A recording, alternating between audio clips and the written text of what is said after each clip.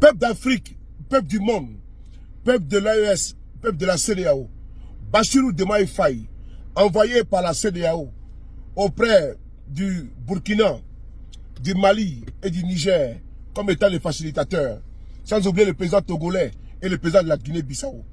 Aujourd'hui, Bassirou Diomaye Faye a pris la parole. Il explique sa mission qui sera faite, sans oublier les bases militaires étrangères sur le sol sénégalais. C'est ici et maintenant qu'on va écouter le point de vue de Bassirou Diomaye Faye sur la facilitation confiée pour l'AES. On écoute. Quelques jours, vos pairs de la CEDEAO vous ont désigné comme facilitateur dans les discussions entre l'Alliance des États du Sahel et la CEDEAO, dans un contexte très difficile. Est-ce que vous avez évalué vos chances de réussite dans cette médiation-là, et comment vous allez travailler avec le président du Togo, avec qui vous allez travailler sur ce dossier-là, et éventuellement avec le président de la Guinée-Bissau, qui a offert également ses services dans ce cadre-là? Bon, moi, j'estime que la situation de la CEDEAO est sous nos yeux. On ne peut pas la nier. Aujourd'hui, la CEDEAO est en difficulté. Il faut le reconnaître. Parce que quand une organisation qui est bâtie avec des objectifs d'intégration économique et commerciale, toujours en tout cas plus poussés, quand on voit qu'il y a des pays qui cherchent à sortir de cette organisation, on ne peut pas dire que l'organisation se renforce. Et quand l'organisation ne renforce pas, elle faiblit forcément. Je suis arrivé dans un contexte où ces trois pays-là ont annoncé leur départ. La période de préavis est en train de courir jusqu'en janvier. Notre responsabilité en tant que contemporains qui devons administrer cette situation malheureuse, c'est de parler aux uns et aux autres. J'ai la chance ou la malchance de ne pas avoir été là quand ces sanctions-là étaient en train d'être prises et qui ont envenimé les rapports entre la CEDEAO et les États de l'Alliance du Sahel. Quand je suis arrivé, on me pointe de ces États-là, ne me regarde pas comme quelqu'un qui a été parmi ceux qui les ont sanctionnés. Donc ils ont une facilité à me parler plus qu'ils ne peuvent en avoir pour les autres. C'est un atout qu'il faut mettre au service de la communauté. Quand je dis communauté, je parle de tous les pays. Et de travailler à ce que la réconciliation renforce l'objectif d'intégration. Je n'ai pas attendu d'aller à la CEDEAO dans le cadre des visites que j'ai entreprises pour raffermir les relations du Sénégal avec ses voisins. D'abord, avec qui nous partageons la même frontière, avec qui nous adressons des défis communs qui sont très prégnants, notamment le Mali. Mais je suis allé dans ce sens-là pour le renforcement de la coopération bilatérale, mais j'en ai profité pour leur dire ce que je pense de leur projet de mise en place d'une confédération. D'abord, je respecte leur souveraineté et leur choix, mais j'ai essayé d'attirer l'attention de mes homologues de ces pays-là qui traversent une situation que l'on connaît et à laquelle nous sommes très solidaires, ainsi qu'avec leur peuple, pour essayer de les faire revenir autour de la table des négociations. Parce que ce qui n'est pas bien quand il y a conflit, c'est qu'il n'y ait pas de plage pour se parler. À ce que je sache, aucun pays n'est allé bombarder aucun autre pays. Les États-Unis, en 1945, ont fait ce qu'ils ont fait à Nagasaki et à Hiroshima. Est-ce que pour autant ils ne se sont pas parlé? Si. Donc on ne peut pas accepter une situation de fait où il est impossible qu'un dialogue puisse avoir entre les États de l'Alliance du Sahel et la CEDEAO. Cela n'a rien à voir avec la mise en place de leur confédération. Mais même s'ils décident de sortir de la CEDEAO, comme l'Angleterre a eu à le faire dans le cadre du Brexit, il faut bien que cette situation-là soit administrée. Même s'ils décident qu'ils ne reviendront plus jamais dans la CEDEAO, il faut bien qu'on discute de comment ils vont partir, qu'est-ce qu'ils avaient dans la CEDEAO qu'ils ne pourront plus avoir, et qu'est-ce qu'ils vont avoir dans le cadre de la coopération bilatérale. Est-ce que... Donc il y a énormément de questions à faire, à discuter.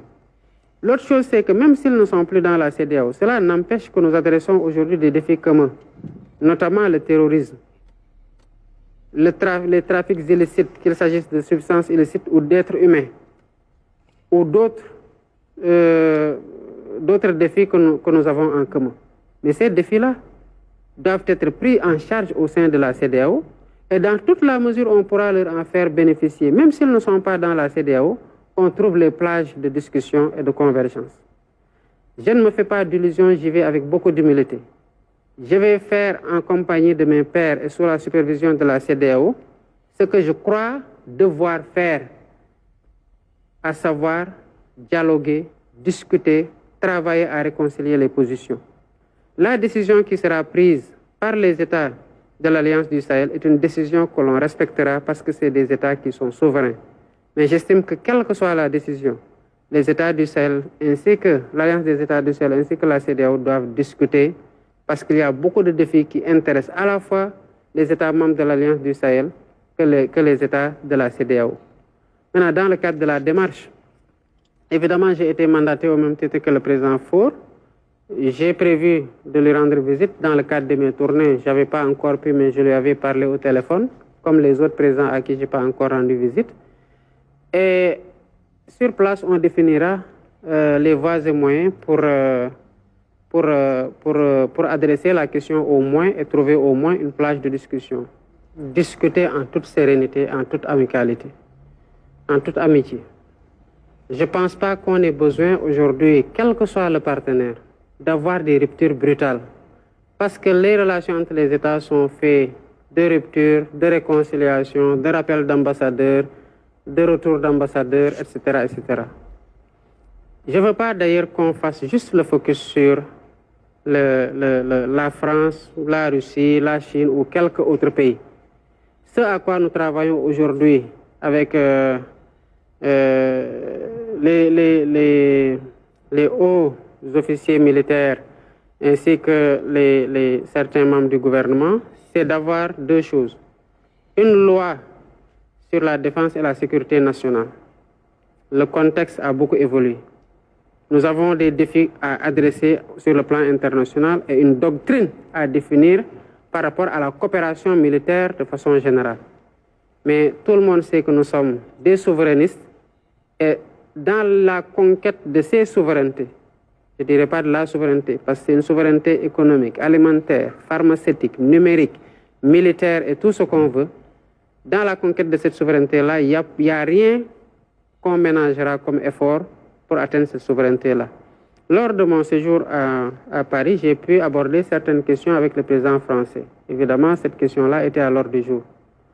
Mais il se trouve que depuis quelques années, on a institué un séminaire intergouvernemental entre la France et le Sénégal. Les deux parties sont en train de travailler sur tous les accords qui nous lient, qu'il s'agisse des accords militaires, des conventions fiscales ou d'autres accords ou projets sur lesquels nous coopérons. Et quand cette commission-là viendra, nous travaillerons à identifier ce qui doit évoluer, ce qui doit être renforcé, ce qui doit être délaissé. Et cette doctrine-là sur la coopération militaire, elle est définie pour nous, par nous. Et elle sera présentée à tous les autres partenaires qui ont des velléités. Alors, ce souverainisme, est-ce qu'il est compatible avec une dépendance vis-à-vis des puissances extérieures? Autrement dit, quel type de relation le Sénégal ou bien même l'Afrique doit entretenir avec toutes les autres puissances, que ce soit la Russie, les États-Unis, les pays asiatiques, entre autres? Je me suis engagé à faire de ce pays, en plus d'un pays stable, apaisé, ça c'est aussi le plan intérieur, mais je me suis engagé aussi à en faire un partenaire plus sûr et plus fiable. La conquête de la souveraineté, comme je l'ai dit, c'est plusieurs souverainetés. Tant qu'on sera dépendant dans un domaine ou dans un autre vis-à-vis d'autres personnes, on aura du mal à dérouler ce que nous voulons faire, qui soit conforme à nos aspirations, qui soit conforme au respect de nos croyances, des us et coutumes de notre société ou autre chose. Il faut que nous arrivions, en tout cas nous travaillons chaque jour à aller plus en avant dans ce sens-là, que nous arrivions à pouvoir faire tout pour nous-mêmes et par nous-mêmes. Le partenariat que l'on propose aux autres, désormais, c'est un partenariat qui respecte notre souveraineté et qui est mutuellement bénéfique. Ce pays étant un pays ouvert, à tous les partenariats. Il n'y a pas de partenaire privilégié autre que celui qui va dans le sens d'avancer avec nous sur la voie que nous avons définie et que nous pensons être la meilleure pour le Sénégal et pour le peuple sénégalais. Ça, c'est opposable, j'allais dire, erga omnes. C'est pour ça que les questions qui transcendent les mandats et les individus qui incarnent les institutions à des moments donnés doivent faire l'objet de discussions et d'un consensus national fort. Et qu'une fois que ce consensus national fort est dégagé et qu'une doctrine ou des règles sont établies, que les partenaires avec lesquels on travaille, qui ont été aux côtés de nous ou qui viennent d'arriver et qui veulent aller très loin avec nous, qu'ils comprennent que voilà le cadre dans lequel ce partenariat doit évoluer. Et je pense que les partenaires, en tout cas, à qui on les a présentés, parce que comme vous dites, les yeux ne sont, c'est pas que les yeux qui sont rivés, mais les pas sont dirigés vers le Sénégal. Je pense que vous voyez l'agenda, il y a encore beaucoup d'invitations à aller visiter, il y a beaucoup de personnes qui viennent venir. Et tous ceux qui viennent, en fait, on leur a présenté la situation, c'est que le Sénégal est un pays ouvert à tous les partenariats.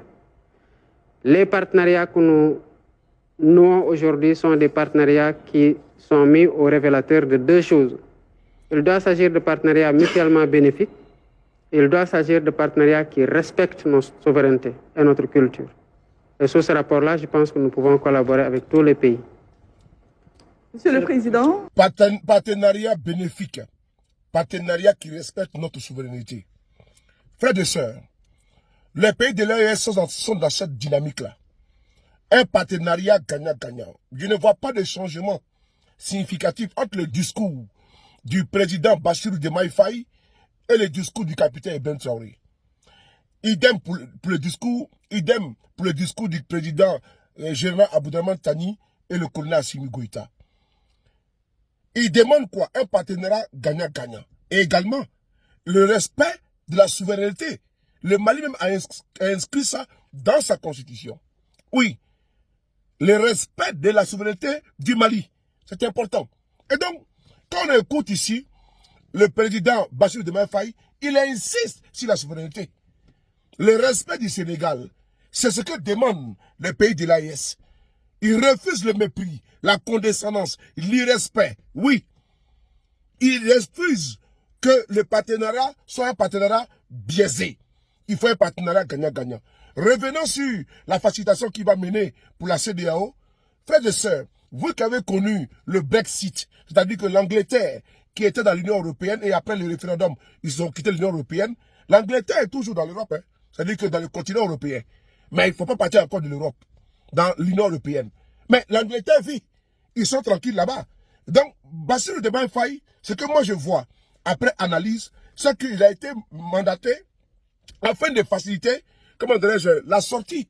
C'est-à-dire que les négociations qui vont se passer, les rapports, comment dirais-je, les conventions qui vont être signées, les relations bilatérales qui vont être également entre les différents pays, la circulation des personnes et des biens, je pense que c'est ça qu'ils vont maintenant, comment dirais-je, comment on peut ça, discuter dessus. Parce que c'est irréversible, c'est irréversible, comment on peut ça, la décision des présidents de l'AES actée le 6 juillet 2024, qui est une date historique. Et donc, Bassirou Diomaye Faye, Faure Gnassingbé et le président de la Guinée-Bissau, Embalo, viendront simplement pour voir quels sont les protocoles qu'ils vont signer après le départ.